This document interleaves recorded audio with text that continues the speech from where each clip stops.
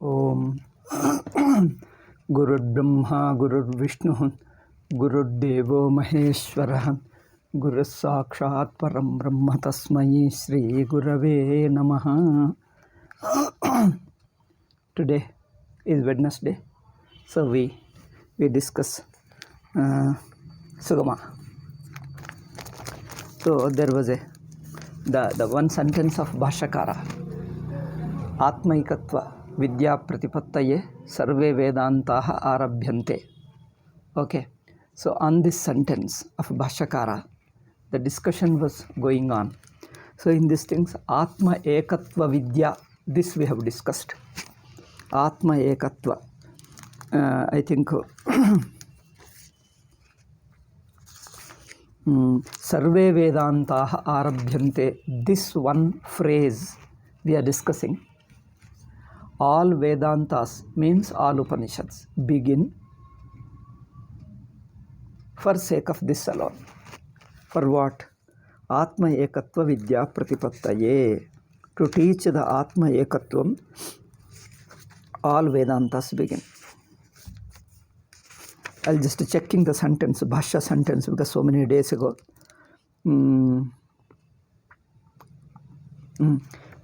Now next is Atravachyate Yathacha Ayamarthaha. Last sentence of this, of Adhyasa Bhashya. Yathacha Ayamarthaha Sarvesham Vedantanam. Yathacha Sarvesham Veda. Yathacha Sarvesham Vedantanam Ayamarthaha. As to how this is the meaning. As for how this is the meaning, this means Atmaikatva Vidya. Atmaikatva Vidya, Atmaikatva Jnanam. Abba, just a minute. Some dust particle has fallen. Yeah.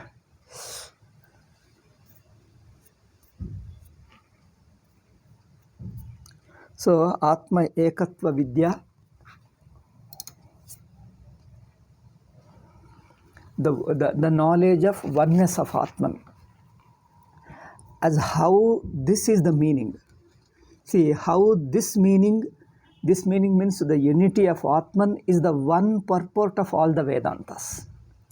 This is the only single purport, Tatparyam of all the Upanishads. We are going to show in Sharirika Mimamsa. This is the statement of Bhashyakara, last statement of Adhyasa Bhashya. Sharirika Mimamsayam means in this Brahma Sutra, we are going to show Pradarshayishyamaha. Okay, on this statement, Bhashyakara Swamiji gives explanation. Sharirika Mimamsayam, in this investigation of Sharirika, he gives explanation. What is Sharirika Mimamsa? Mimamsa is an investigation. Sharirika means Atma.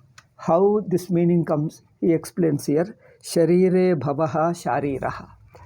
One who is in the body is called Sharira. Sharire bhavaha shariraha. One who is in the body. One who is in the body, one who lives in the body, or one who is associated with the body is called Shariraha. Who is Sharira? Jiva. Jiva is the Sharira. Tasya hi shariram bhogayatanam. Why do we say one who lives in the body or the body belongs to him? Because tasya hi shariram bhogayatanam. Because body is his bhogayatanam. I feel not only bhogayatanam, even karma sadhanam also.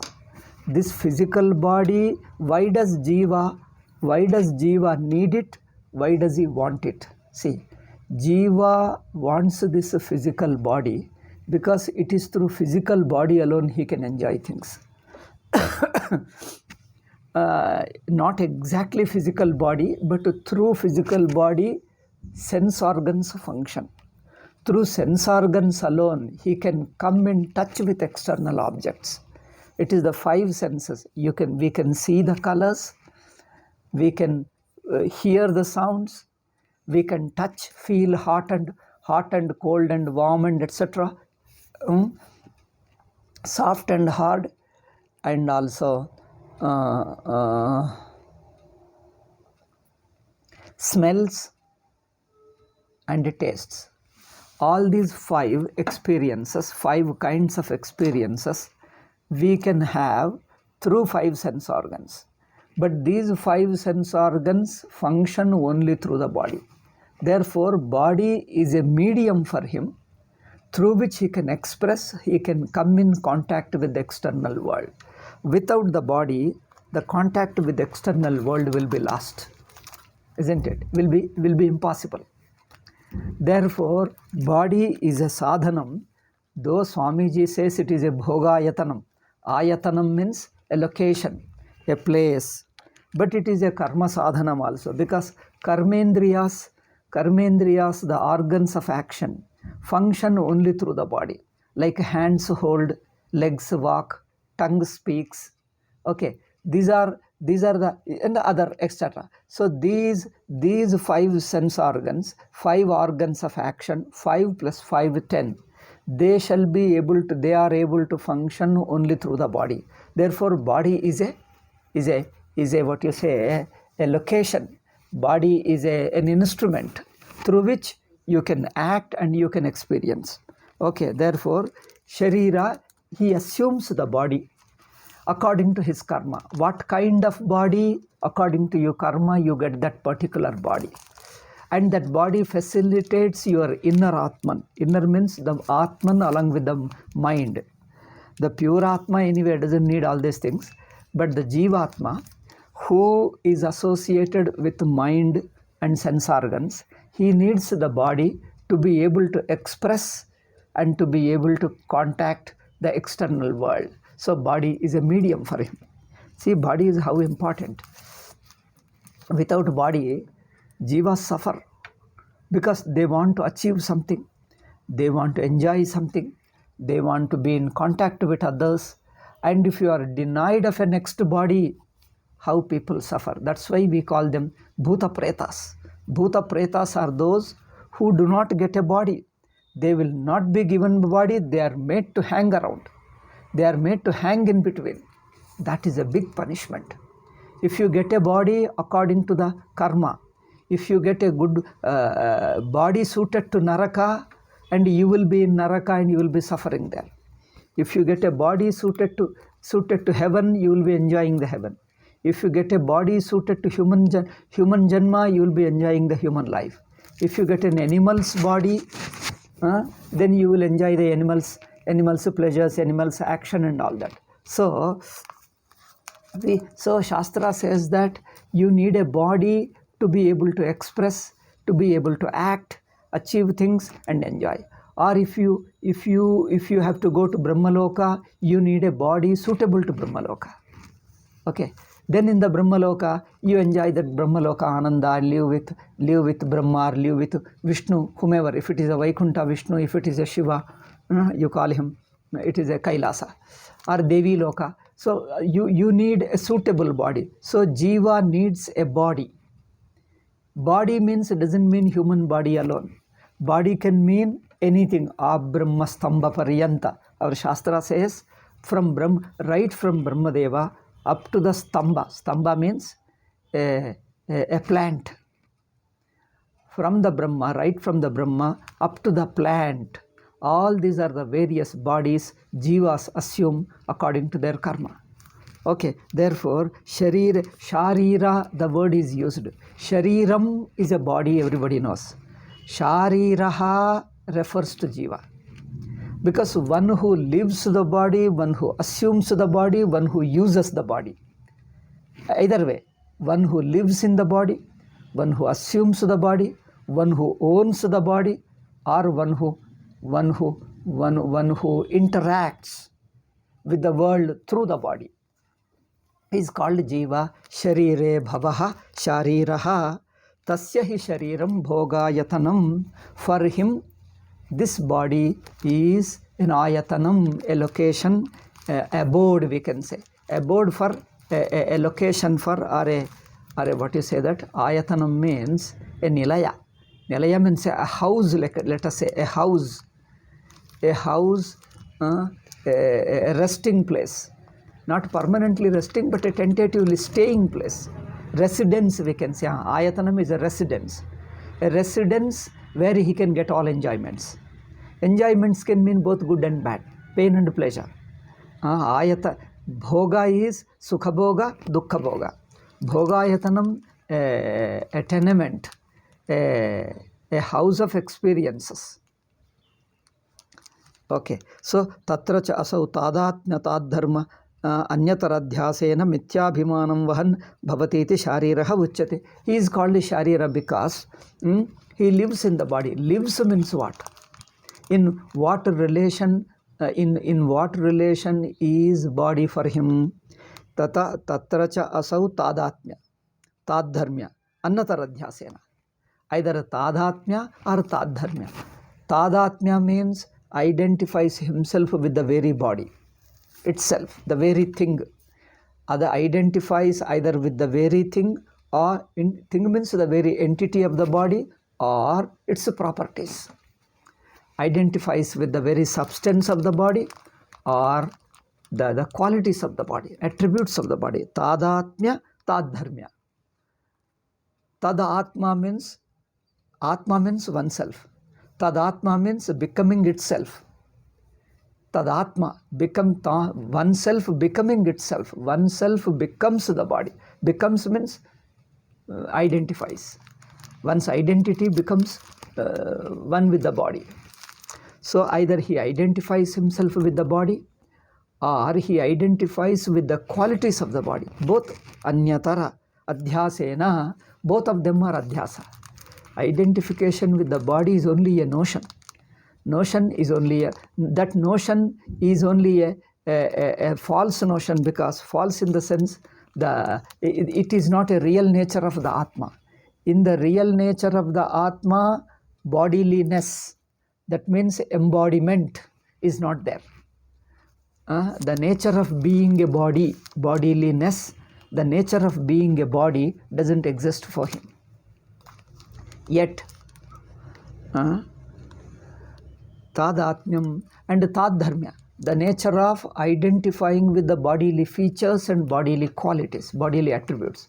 These two are notions. These two are not real. That's because in his real nature, he is not identified with the body, nor he identifies with the qualities of the body. He is free from the qualities of the body. That means whatever is the body, the limbs, whatever limbs you have, healthy, unhealthy, good and bad, whatever features, the features don't belong to you.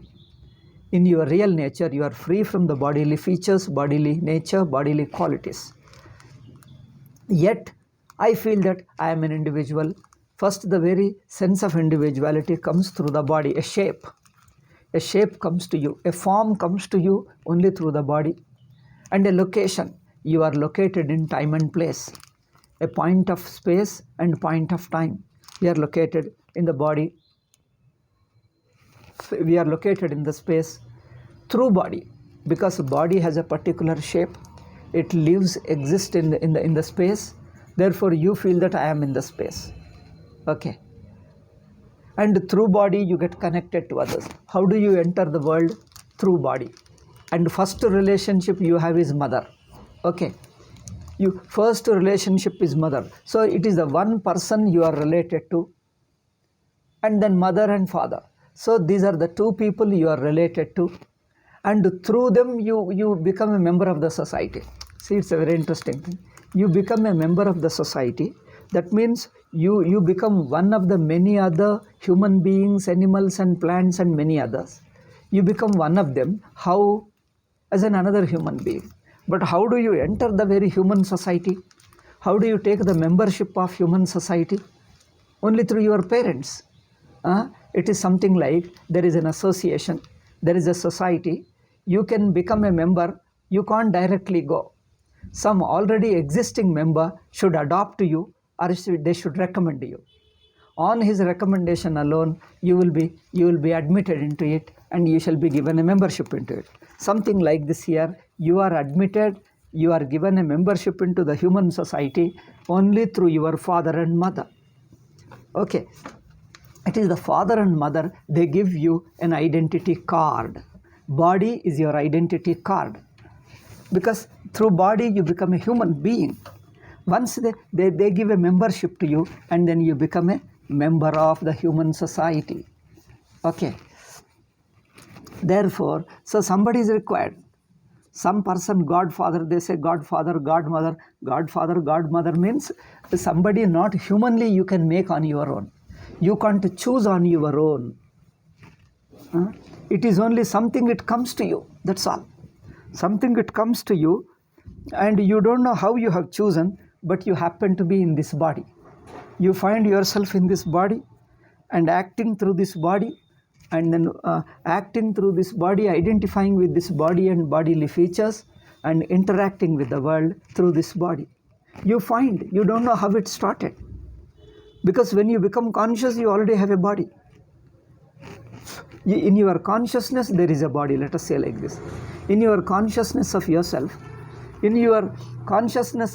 you already have a body. Without body, you don't get your individuality at all. That's how we are. Okay. So I am an individual by identifying myself with the body. But when I am not in identity with my body, when I don't identify with the body, when I don't identify with the features of the body, what I am? I am without the body. How is that? Like in deep sleep. In deep sleep, I am without the body. Okay. I am without the body in my deep sleep. Oh my God. Something is creating problem. Yeah, now it will go. So, when I am without the body, like in deep sleep. In deep sleep, I just find myself free from the body. I don't know how, but I am free. That means you just assume the body in the waking state, and in deep sleep, you are just free from the body. You have not done any hard work, you have not suffered hard just to remove the body and remove the body and assume the body. Okay, put up a body upon you and just leave it off and remain yourself. Deep sleep shows I am without my body. And in waking, see, it is an expression. If you go technically, it is little more, I have to present it slightly differently. Generally, we say in waking state, you assume the body. No, it's not that way. The very assumption of the body is called waking state. It is not that after coming into waking state, then you pick up like a raincoat, you take up a cloth and then wear it. Not that way. You don't come into waking state without the body. The very bodiliness, embodiment is waking state. You are assuming the body and the waking state are not two things. Nor there is a sequence between them. Assuming the body and entering into waking state, coming into waking state are not two things. They are, in fact, that is a one experience we call that you are in the waking. Therefore, how you entered into waking state, nobody knows. Nor you can know, nor anybody knows. So, you find yourself in the body, this is what we can say. You find yourself with the waking body, and with the waking, you are in the waking state. You find yourself an individual with a body. And then you find yourself in a waking state, like in dream too. And how did you enter into dream? When did it start? Nobody can say. How did you enter into dream? When did it start? And can you predict that it's a beginning? Can you predict its beginning, or can you be at least aware? Can you be aware of when it is going to begin, how it is going to begin? You can't do that. When you find, you see that you are a dream person. You are a person in the dream world. That's all. You find yourself a person, an individual with an individual body located within the dream state, and the world is around you. There are people like you around you. There are certain people, there are certain things around you, and you are somebody. How you became that? Nobody knows. Nobody can find out. But when you wake up, you are free from the waking body and the waking state, waking interaction with the waking world. The relationship with the waking world goes away. It ceases. You are independent of it. You are independent of the body. When you are independent of the dream body, your relationship with the dream state also ceases. You are free from it. That means relationship with the dream objects means, what is the relationship of dream object? Three things. One is you are a dream individual. That is, you have a dream body. Second is you are one. You are surrounded by the dream world and you are one of them. You are surrounded by the dream world, so you are located in the dream world and the world is around you. Third point is you exist at the same level. Same level means you affect the world, world affects you.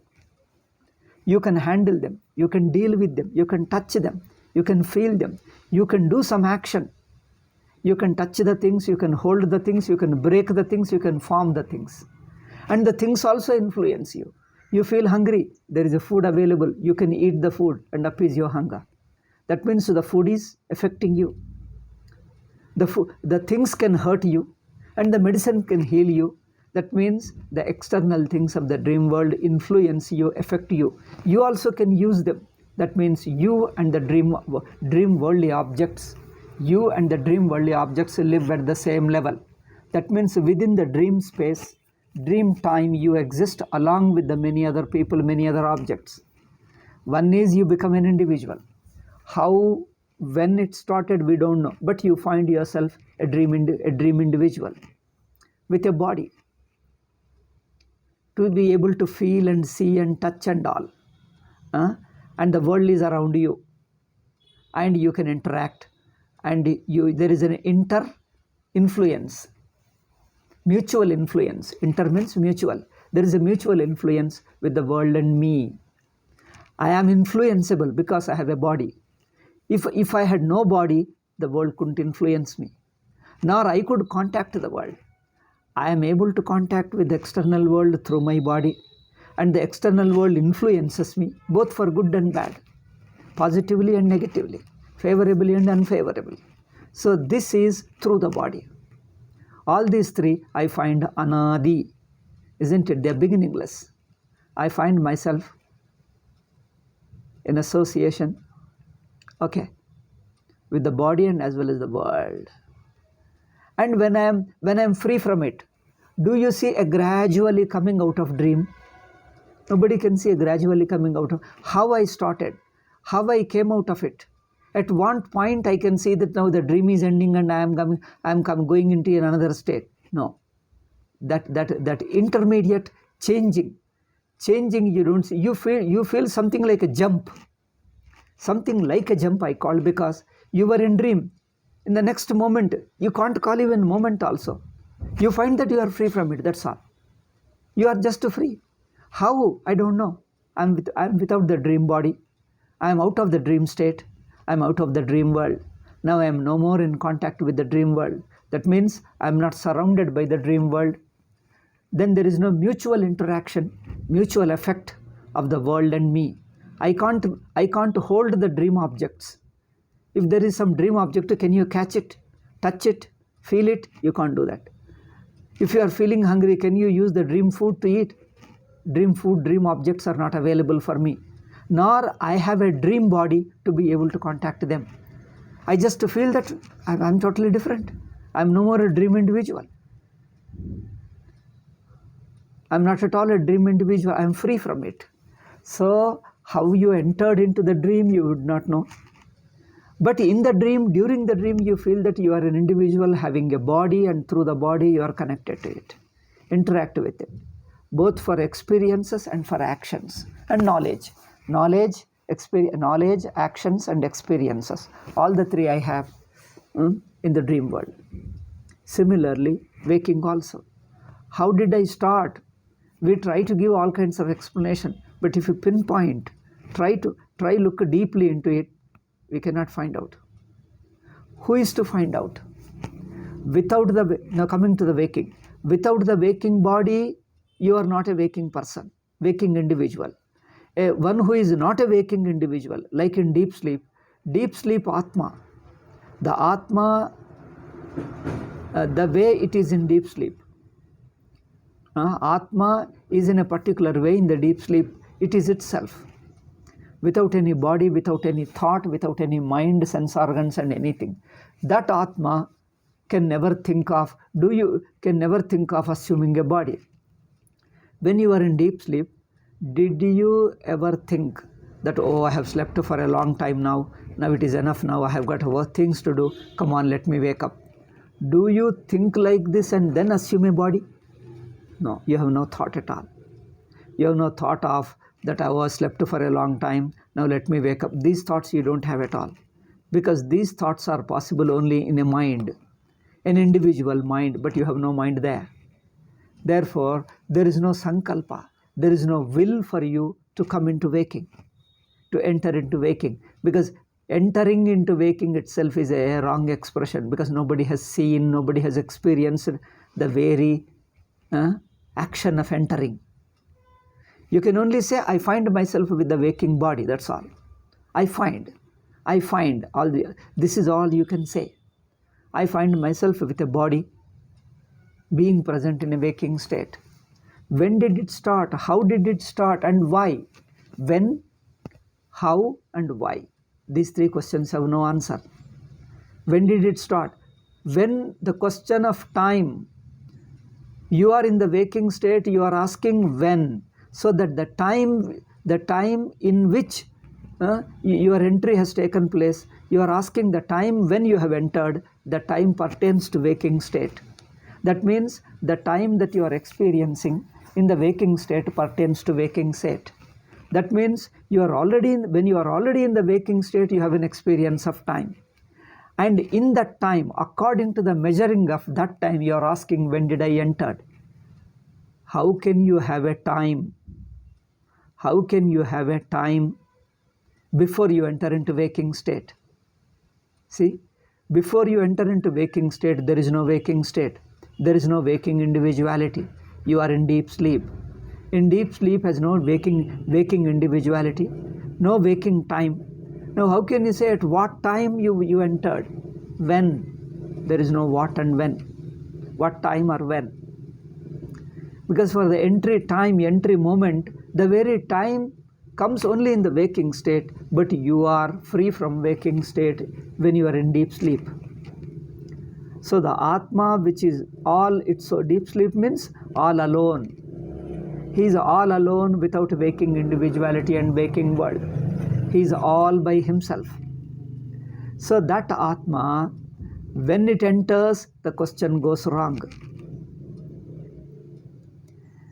And how it is entered? How do you enter? Do you first assume the body and then enter? Or you first to come to waking state, then you pick up a body and then use it? How?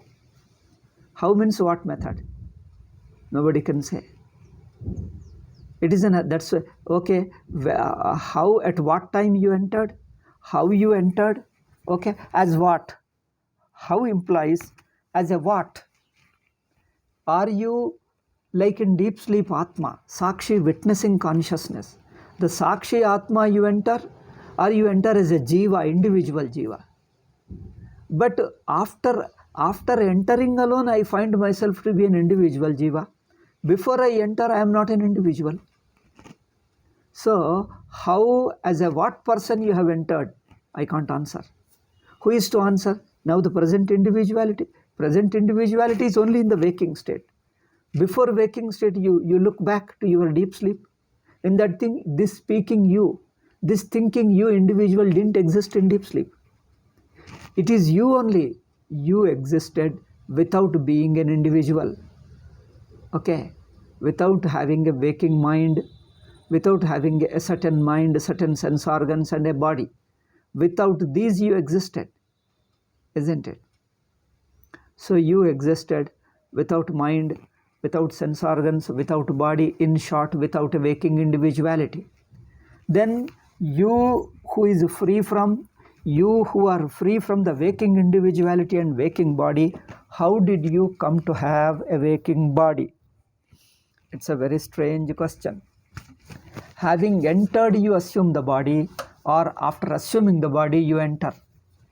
Or do you do simultaneously? While assuming the body, you enter the waking state. Both happen simultaneously. But even that, are you aware? Who is aware? Who should be? Who is supposed to know that? The Atma, which is independent of the body, has no body. It can't think of the body. But when you are already in the body, you don't know how did you come to it. You can't see that. You are a person who is an individual with the body. Based upon the body, with the help of the body, you become an individual. Now, after becoming an individual, you can't watch how did it happen before. The individual can't see. Kartru, bhoktru, pramatru. Karta, bhokta, pramata. Pramata, the knower. Karta, the doer, or the agent of action. Bhokta, the enjoyer. You as a knower, doer, and enjoyer, this person is already in the waking state. He has already a physical body. How you happen to become an individual owning a physical body, I don't know, because I cannot find out. The person who is an individual identified with the body, he can't see what happened before my birth. Before my birth, I can't see, because before birth, I didn't exist. As an individual, I did not exist, so I can't see. But the Atma, which is a Sushupti Atma, the Atma in the deep sleep, can never assume the body at all. He can never assume the body. He can never think of the. He can never entertain a thought. Because he is a pure consciousness, he can neither entertain a thought nor can assume the body. Therefore, for Atma, there is a never entry. There has neither been nor is nor will it ever be. From the standpoint of Atma, Atma is always Atma. It cannot lose his Atmahood and become Jiva. Lose his Atmahood and become an individual. How does it do? How can it lose? It can't lose itself, because its very nature is consciousness. But you find, that's what Shankaracharya says, it is an Adhyasa. Adhyasa means an assumption. But how and why? All those things, having assumed, you are putting a question. Having assumed, you are putting a question, but before assumption, these questions were not there. What is the reason that you assumed? There was no reason. Why? Let's say, I also ask why. How did you assume? I too don't know. But did you have any thought of assuming a body? You didn't have even a thought of assuming the body. And it's impossible for the Atma to assume the body. Atma is ever independent of the body. It's a very strange thing to see. Atma is always independent of the body. Yet you find yourself, but how did you come to have it? This question doesn't arise, or this question cannot be answered. Nobody can find the answer because it goes contradictory. It is contradiction. How did I come to be an individual, entering into the waking state? Nobody can answer. And you cannot find an answer. You as an individual already in the waking state. But before waking state, try to look back before waking state. Before means how many years before you go back? How many years you go back? 5 years, 10 years, 20 years? Or how many days, how many months? The very time, the very past, the past hours, days, weeks and months and years, the period of past, the time of past tense, it belongs to the waking individual. With the waking individual alone, this time is produced. The waking time is experienced by waking individual. Without waking individuality, the waking time would not exist. Therefore, how does the waking individual enter? At what time he enters? The time is the one which belongs to the very waking individual. So the time which I am experiencing as an individual, I cannot say at what time of that time, at what point of that time I as an individual has entered. It's a contradiction. The time and individuality are simultaneous and one. Individuality and time both are one. So time came before and I became an individual later. Can you put a sequence between them? That there was a time before and I became an individual later, or I became an individual first and time came later. Which one comes later? Which one comes first? My being an individual and also experiencing a time and space, both are same, because it is the individuality that thinks of time and place. A mature individuality, ordinary people don't think of it. Don't investigate into the nature of time and place. So the root of time and place is your very individuality. You are an individual, you come to experience time and space and the objects. You are not an individual, like in deep sleep, you can't experience time, place and objects. Okay, therefore individuality and time and place are just one, inseparable one. So an individual cannot trace when did I enter, because in order to trace you have to go back where you were not individual and started individuality. Can individuality transcend individuality and see before my individuality? He can't go. If individuality exists before individuality came, that means you are individual only. You are already individual. So you can't think of before my individuality. Thinking of before my individuality means I have to give up my individuality. When I give up, then I don't exist. How can I see? You understand the point? Before I became individual, I have to go to that time. I have to go to that experience where I was not an individual. Okay. How can you see that? You as an individual cannot see your absence of individuality. You cannot see an absence of individuality. You as an individual can't see your absence, your own absence. It's impossible. Therefore, you can't say how it started, when it started, why it started. Why, the reason, who is to say. From the standpoint of Atma, Atma has never entered a state. Atma is stateless. It has never entered a state. You ask the Atma, Atma says always there are no states and no entry. I am already independent of the states. I am Satchidananda, pure existence, consciousness. So individual cannot find out, and for Atma there is no entry at all. For Atma there is no waking state and no entry. Atma never enters. Atma remains all alone by itself. Okay.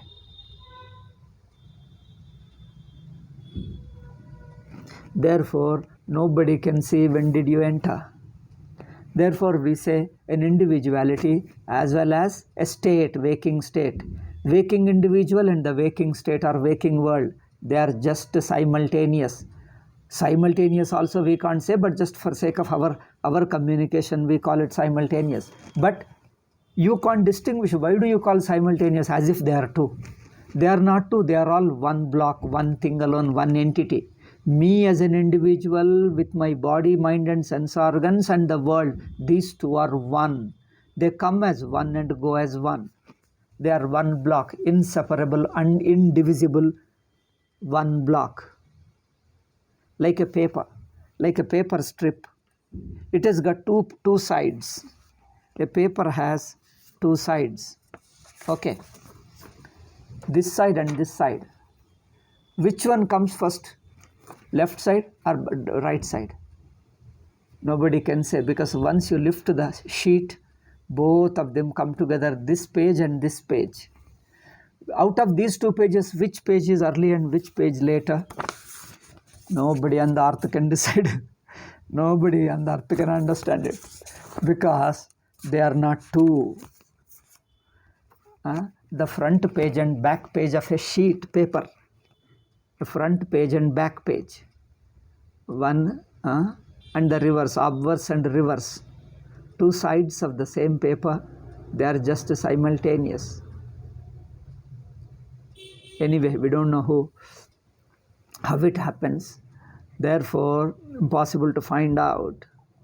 Therefore, he says, therefore Shankaracharya calls it Adhyasa, Anadi Adhyasa, reasonless Adhyasa. It is Adhyasa.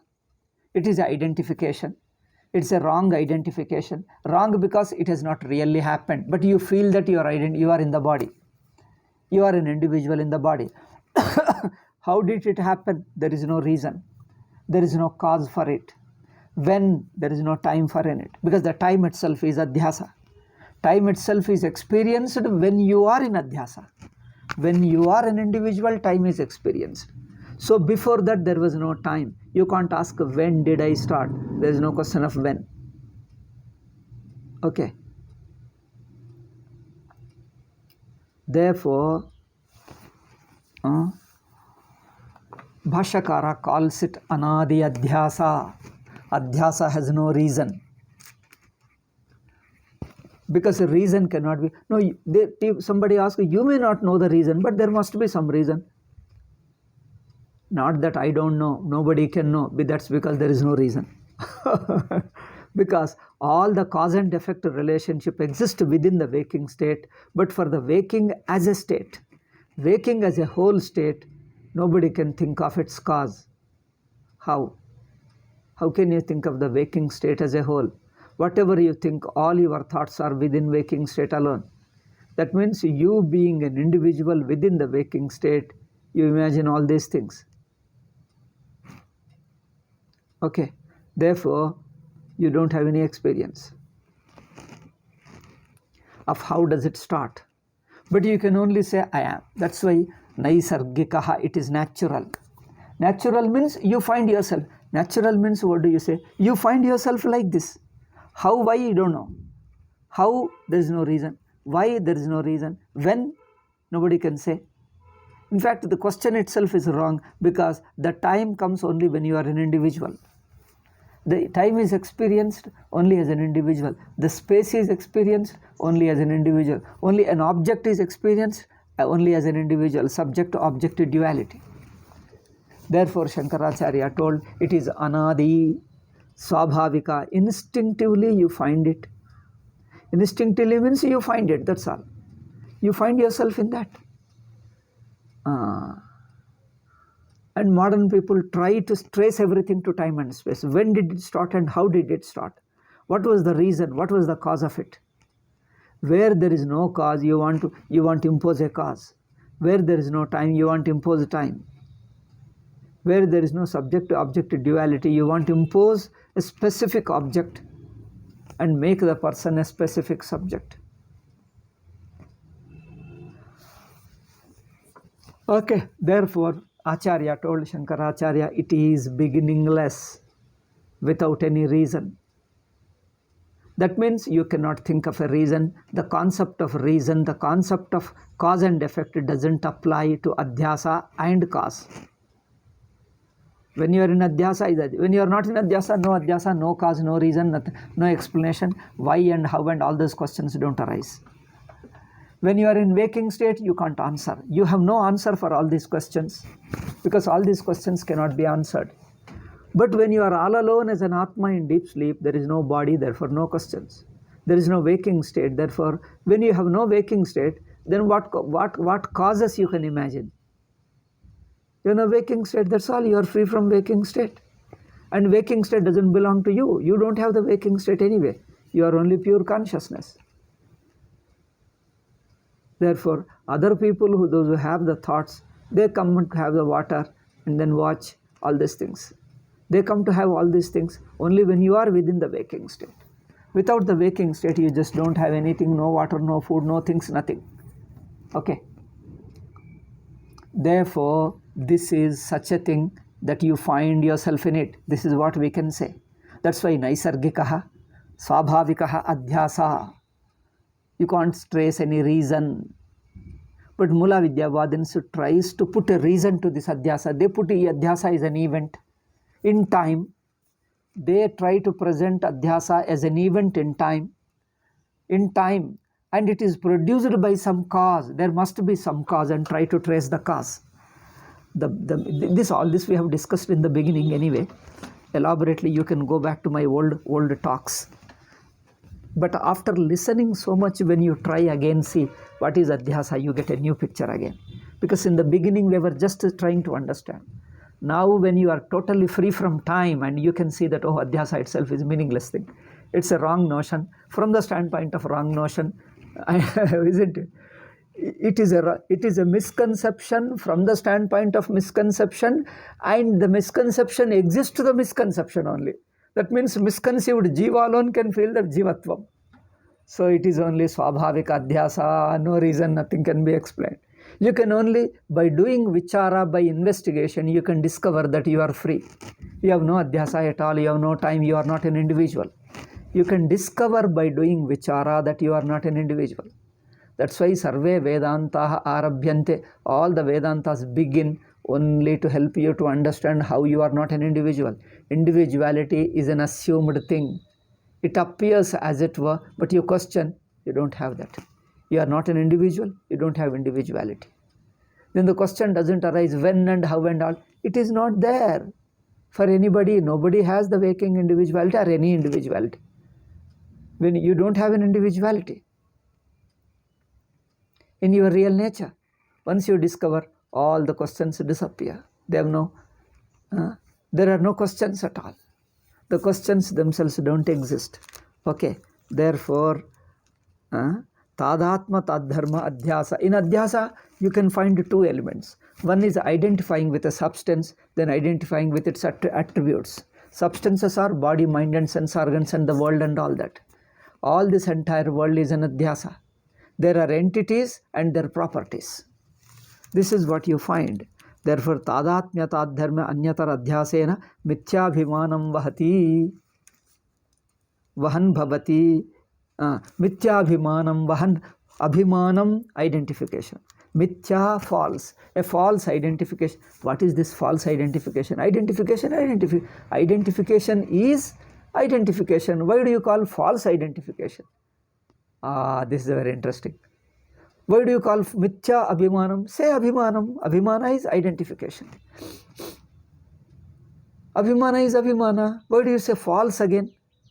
That's because you don't really identify. There is only a thought of identification. The thought itself is, the thought of identification is not a real event, a real occurrence. There is only a feeling that you have an identified. See, identification is different from, there is a thought of as if you are identified. There is only a thought of identification. In the thought of identification, there is no real identification. You only feel that as if you are identified. When you observe a little closely, it never happened. Okay. Therefore, tadatma tadhyarma anyatara adhyasena mithya abhimanam vahan. Therefore, this abhimana is a mithya, because this identity is from the standpoint of identity. Actual you, there is no identity even. Or in other words, even now, right now, when you are feeling the identity, you are free from the identity. That means identity is not a real occurrence.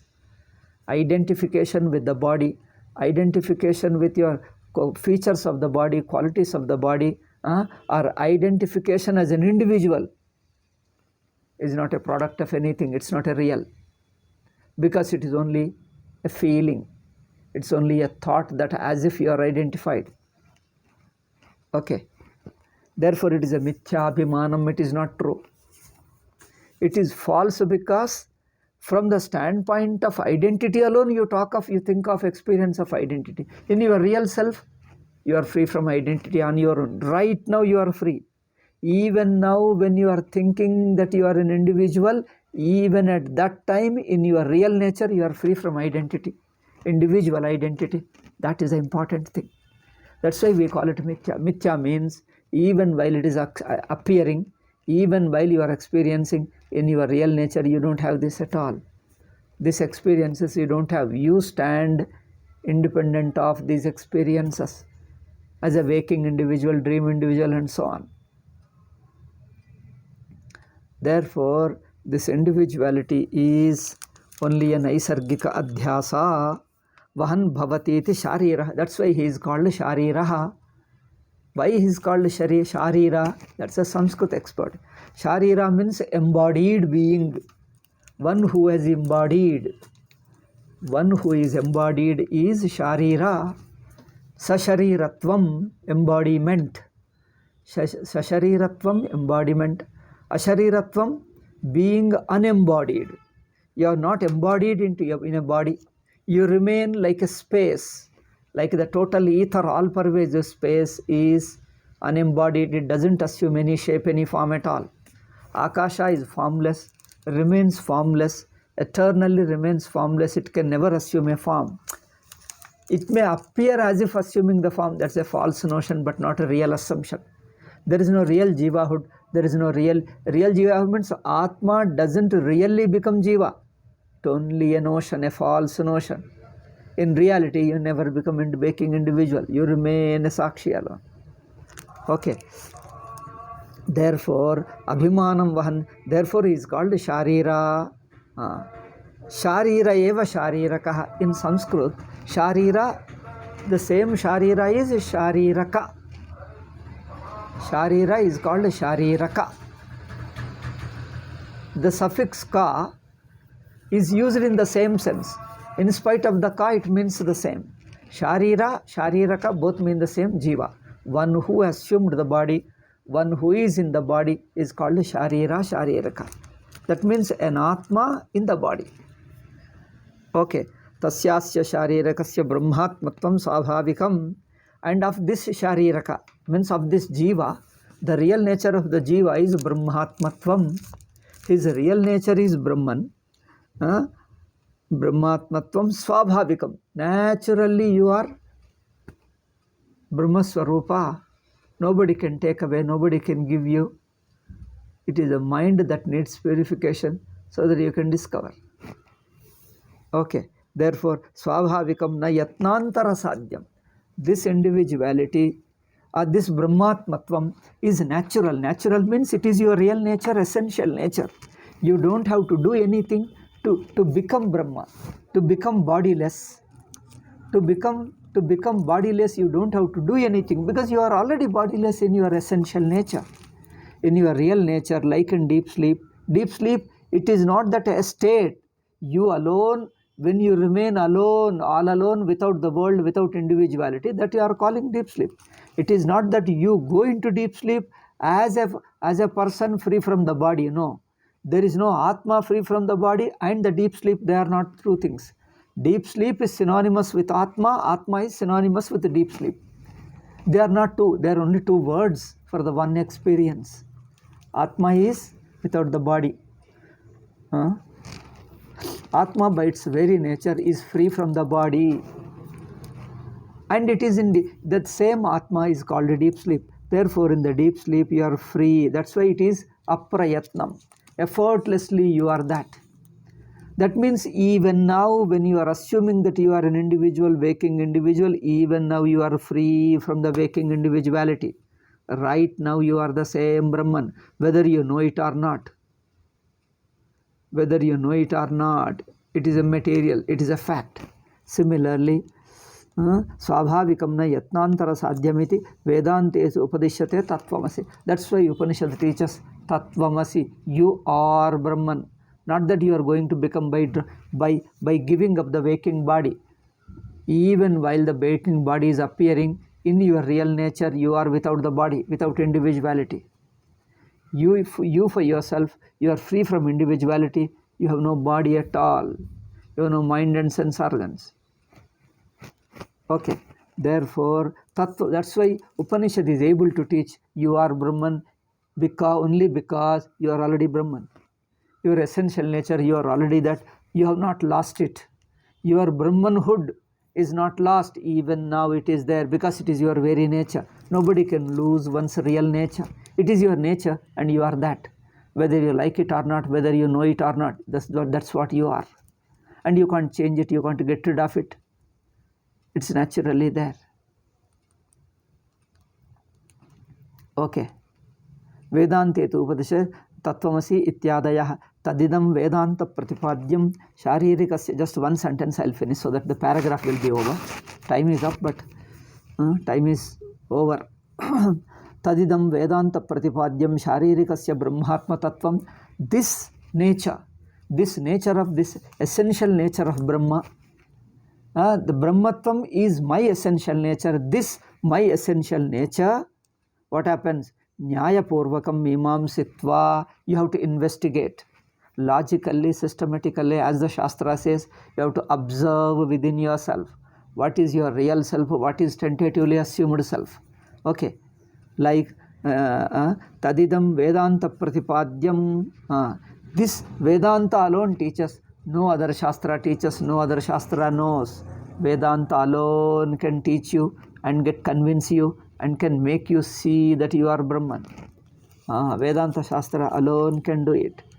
Therefore, Vedanta Pratipadyam, this your Brahmatvam is Sharirikasya Brahmatma Tattvam Nyayapurvakam Mimamsaitva. With logic it analyzes, explains, analyzes, it investigates.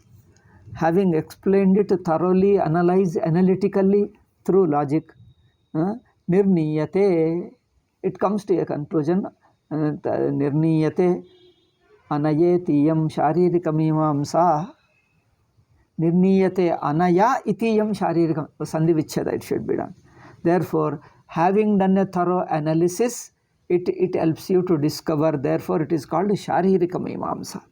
Asyam hi mimamsayam. In this mimamsa grantha, in this text which deals with the investigation into your jivatma, whose result is to come to discover its essential nature as Brahman. Okay. You start with your jivatma and investigate, observe subtly, in that say, so subtle that where you are not individual at all. You are not an individual, you are already Brahma. That Brahmatvam, Asyam hi mimamsayam sarvesham vedantanam sakshad aparokshatva brahmatva ikatpatte tatarya nirniyate iti. Therefore, all the Upanishads come to this same conclusion. They have got this alone as their main aim, that you are Brahman. All the Upanishads unanimously teaching the same thing. Therefore, Sakshadva Aradva Brahmatmaikatve Tatparyam Nirniyate iti Vayam etad Bhashyam Pradarshayishyamaha. Through this Mimamsa, Sarvesham, of all the Upanishads, directly or indirectly, arrive at this Brahmatvam alone. Iti Vayamaha. This is what we are trying to say. Bhashya. This we are going to show in the entire Brahma Sutra Bhashya. Okay. Now he takes earlier in the Shanka, in your 69th passage, he says regarding the Atma, regarding the Brahman, there are many views regarding Upanishads. Different people studied Upanishads and gave different interpretation. When there are so many interpretations in the society, how can you say that all the Vedantas unanimously aiming to teach Brahman alone? Because many people interpret it, no, there is no Nirguna Brahman, Satasthita Brahman, they are teaching something else only. How can you say that? So he told there are 7 ideas, 7 people holding different views. Now in the Siddhanta here, in the 70th passage, he takes one by one, shows how this Siddhanta is wrong. And all these points are shown in the future Brahma Sutra Bhashya. So with this one paragraph is over. How he shows them one by one, how the different interpretations of the Upanishads, different schools have their own interpretation of deep sleep. Okay, that we shall see in the next class. Om Shanti Shanti Shanti. Harihi Om Shri Gurubhyo Namaha. Harihi Om Tat Sat.